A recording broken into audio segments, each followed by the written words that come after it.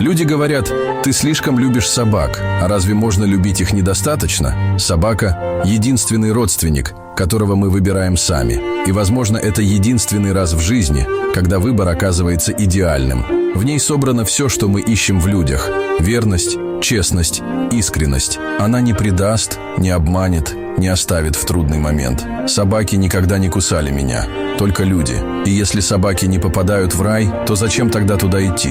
Это привилегия – прожить хоть часть жизни рядом с собакой, потому что их время с